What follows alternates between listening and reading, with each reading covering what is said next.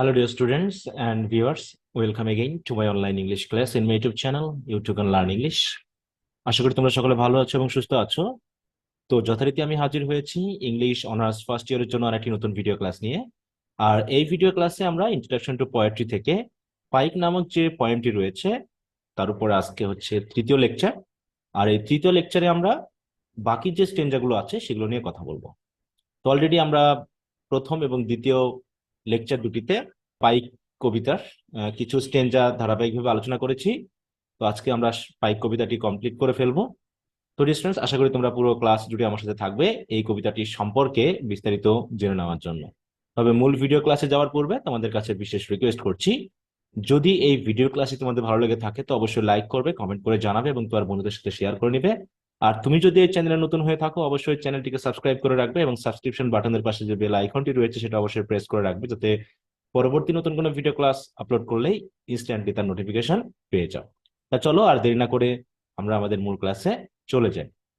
তো dear students, introduction to poetry হচ্ছে তোমাদের 3 নম্বর যে পেপার সেটি।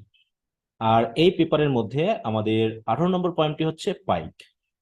আর এই কবিতাতে টোটাল 11টি স্টেঞ্জা রয়েছে। তো প্রথম লেকচারে আমরা প্রথম 4টি স্টেঞ্জা নিয়ে আমরা আলোচনা করেছি। তারপর দ্বিতীয় লেকচারে আমরা 5 থেকে 7 পর্যন্ত এই 3টা নিয়ে আলোচনা করেছি, কারণ এখানে মোট কিছু এপিসোডে ভাগ করা রয়েছে। সুতরাং সেই এপিসোড ভিত্তিক আমি আলোচনা করার চেষ্টা করেছি। তো আজকে আমরা শুরু করব হচ্ছে 8 নম্বর স্টেঞ্জা থেকে। তো যদি তোমরা পূর্বের যে ভিডিও ক্লাস দুটি রয়েছে সেগুলো না দেখে থাকো এবং 7 নম্বর স্টেঞ্জা পর্যন্ত যদি দেখা না হয়ে থাকে তো অবশ্যই তোমরা ওই দুটি ভিডিও ক্লাস দেখে নিবে। আর ওই ভিডিও ক্লাসের লিংক আমি এই ভিডিও ক্লাসের ডেসক্রিপশনে অথবা যে আই বাটন রয়েছে সেখানে দিয়ে দিব, সেখানে গেলেই তোমরা কিন্তু পেয়ে যাবে। তোমরা অবশ্যই আগে লেকচার 1-এ চলে যাবে, সেখানে লেকচার 1 দেখার পর 2 নম্বরটা দেখবে, তারপরে হচ্ছে এসে 3 নম্বর স্টেঞ্জারটি শেষ করবে। তা না হলে ধারাবাহিকতা রক্ষা করা কঠিন হয়ে যাবে, কারণ ওখানে আমি বেশ কিছু কথা বলেছি যেগুলো তোমাকে হেল্প করবে এখানে বুঝতে। তো ডিয়ার স্টুডেন্টস, আমরা শুরু করতে পারি।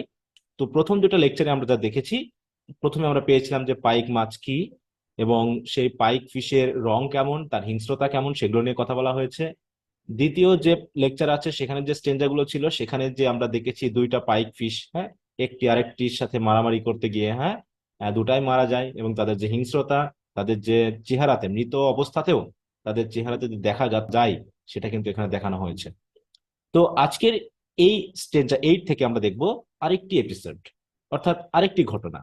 তো রাইটার আরেকটি ঘটনার মাধ্যমে ফিশ, পাইক যে আসলে খুবই হিংস্র, তারা যে খুবই ডেঞ্জারাস এবং একটু মানে ভয় জাগানোর মতো আর কি, ফ্রাইটেনিং, সেটা কিন্তু কথা তিনি এখানে বিভিন্ন ধরনের ইমেজ এবং বিভিন্ন ধরনের মানে কি বিষয় আলোচনা করার মাধ্যমে তিনি আমাদেরকে বোঝাবেন।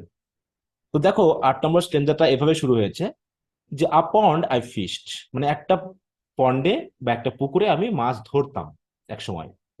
এবং পন্ডটা ছিল কেমন? 50 ইয়ার্স অ্যাক্রস। পন্ডটার আয়তন হচ্ছে কত?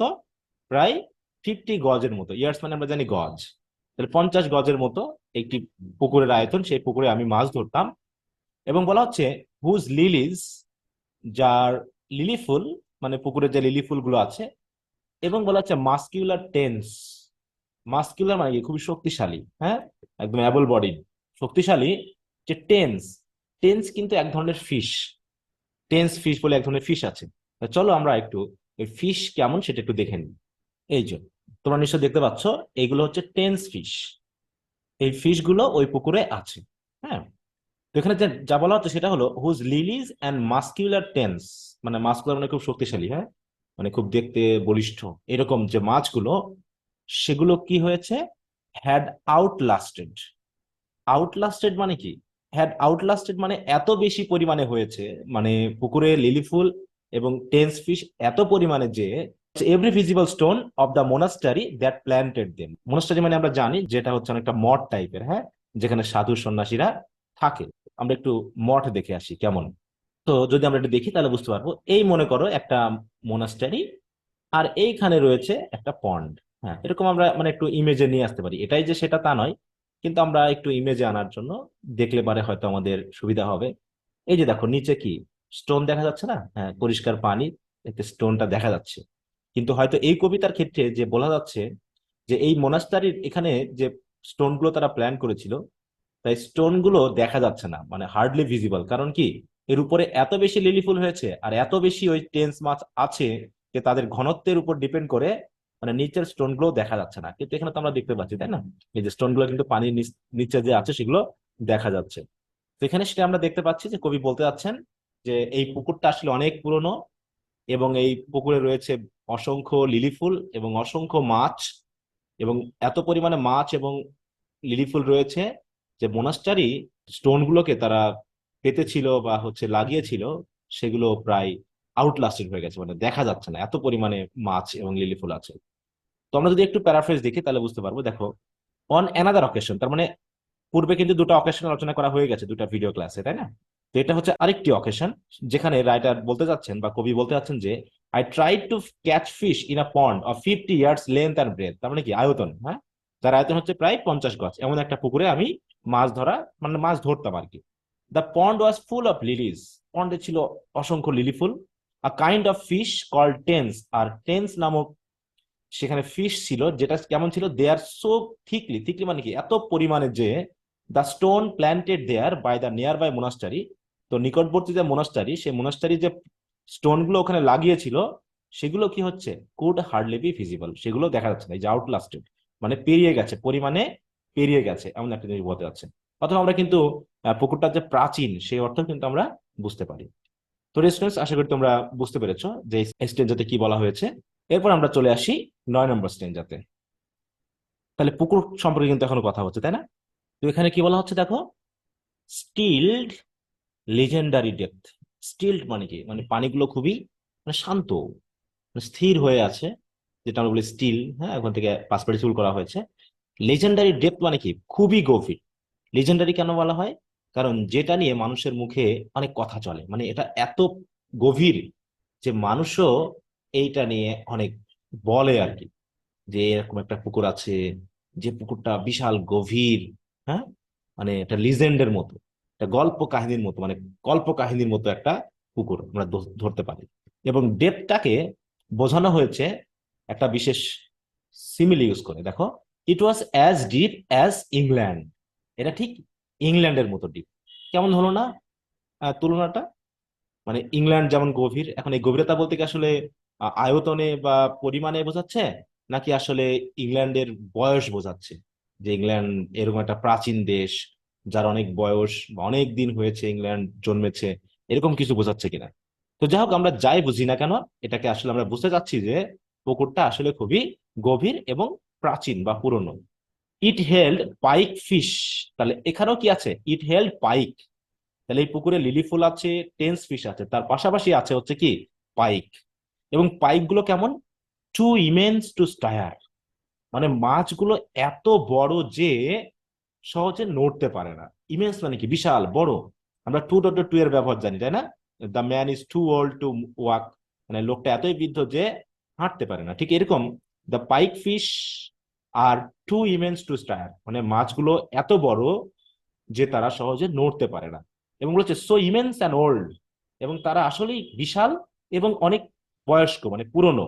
হ্যাঁ, দ্যাট পাস্ট নাইটফল, তাই বলা হচ্ছে যদি কোনো রকম ভাবে রাত চলে আসে বা সন্ধ্যা নেমে আসে, বা যদি সূর্যাস্ত হয়, বা মোটামুটি যখন অন্ধকার হয়ে যায়, আই ডেয়ার নট কাস্ট, আমি আর ছিপ ফেলতে সাহস করি না। ডেয়ার নট মানে কি সাহস না করা, ডেয়ার নট মানে সাহস না করা। কাস্ট মানে কি, এখানে কাস্ট বলতে কি বোঝানো হচ্ছে, ছিপ ফেলার কথা বলা হচ্ছে, মানে ফিশিং লাইন যেটা আমরা বলি ছিপ, সেই ছিপটা যে ফেলে আমি ওখানে মাছ ধরবো, সেই সাহসটা পর্যন্ত আমি করতে পারি না। তার মানে কি, মানে এখানে এক ধরনের ভয় বা আতঙ্কের একটা কিন্তু পরিবেশ রাইটার বা কবি তৈরি করেছেন। আসলে মেনলি কবিতাটা তো হচ্ছে পাইক নিয়ে, তাহলে পাইকের সাথে কিন্তু দেখো তার পরিবেশটাকেও তিনি এমন ভাবে তৈরি করছেন যাতে আমাদের মধ্যে এক ধরনের ফ্রাইটফুল বা ফ্রাইটেনিং একটা ফিলিং তৈরি হয়, তাই না? এইটা। তো আমরা প্যারাফ্রেজটা দেখে নিই। The pond had legendary depth, মানে বিশাল গভীরতা।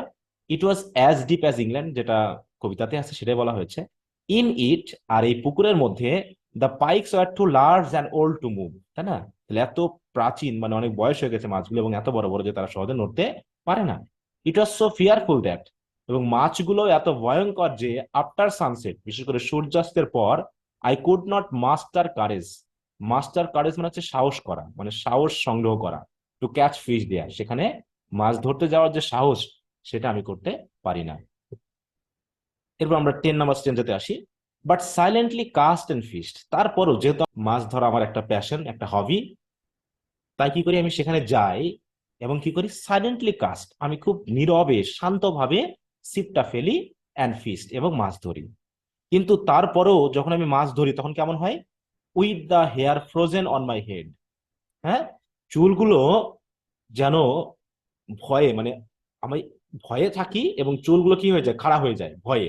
এখানে ফ্রোজেন মানে কি, জমে যাওয়া বুঝি, তাই না? যেমন বরফে বা হচ্ছে তুষার পড়লে পারে বা শিশির পড়লে পারে চুলগুলো কেমন যেন জড়িয়ে জড়িয়ে যায়, দিয়ে অনেক সময় দেখা যায় চুলগুলো খাড়া হয়ে ওঠে ভয়ে।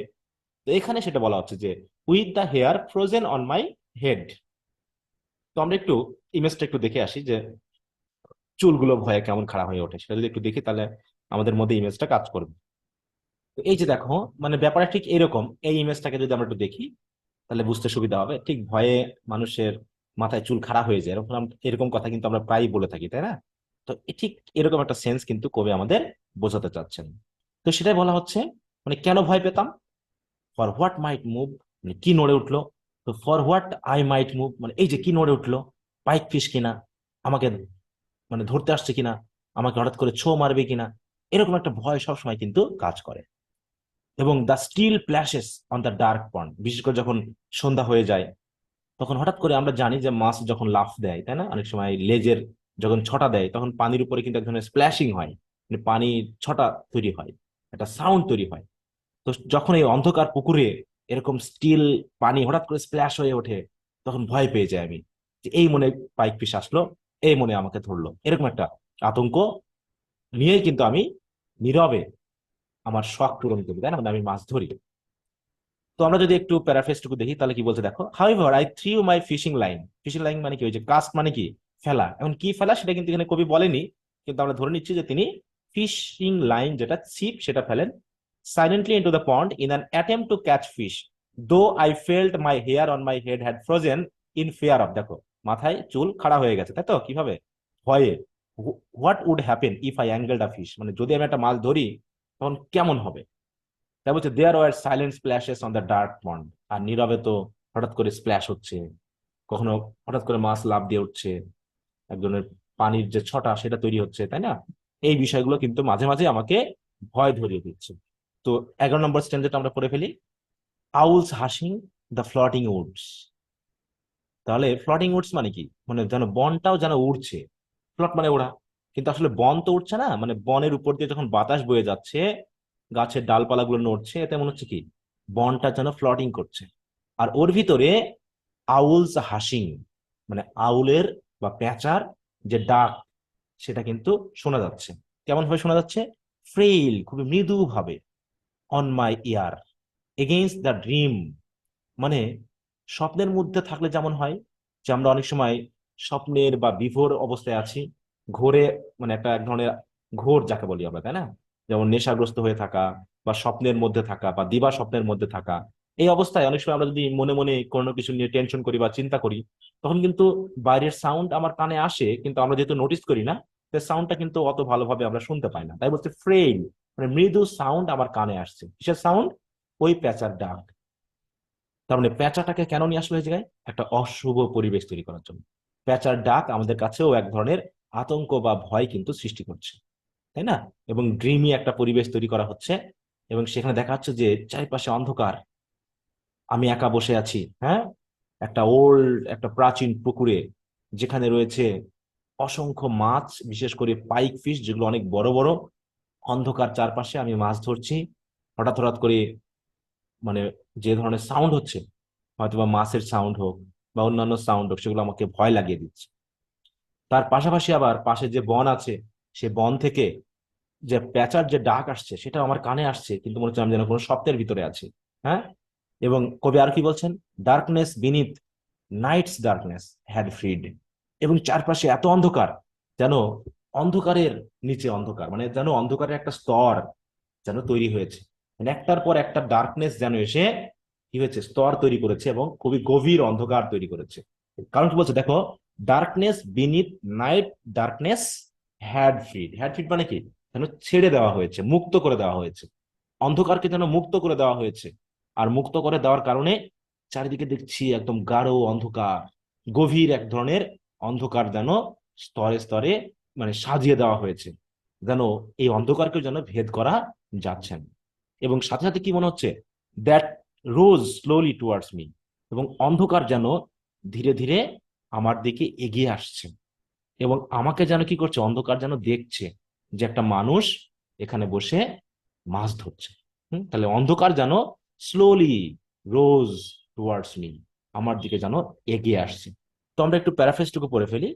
বলছে somewhere in the near by woods, মানে পাশে একটা বন আছে, সে বনে আউলস আর হুটিং, মানে আউলস ডাকছে। And the cry of the owls reach my ears against the dreamy atmosphere I was in. আমি যেহেতু একটা ড্রিমি অ্যাটমসফিয়ার আছে, আমি এক মাছ ধরছি, আমার আর কোনো দিকে খেয়াল নেই, সেই অবস্থায় ওই আউলের যে ডাক সেটা তো আমার কানে আসছে, কিন্তু হালকা ফ্রেল, এবং ডার্কনেস কেপ্ট অন ডিপেনিং, আর অন্ধকার তো আস্তে আস্তে গভীর হচ্ছে। The darkness become thick like a solid body, হ্যাঁ, যেন অন্ধকারও গভীর হয়ে উঠছে এবং অনেকটা সলিড বডির মতো। And it seem that it was moving toward me keeping ice on me, মানে আমার দিকে তাকিয়ে তো আমাকে দেখছে এবং অন্ধকার জন্য আমার দিকে এগিয়ে আসছে। তো এই হচ্ছে আমাদের কবিতাটি।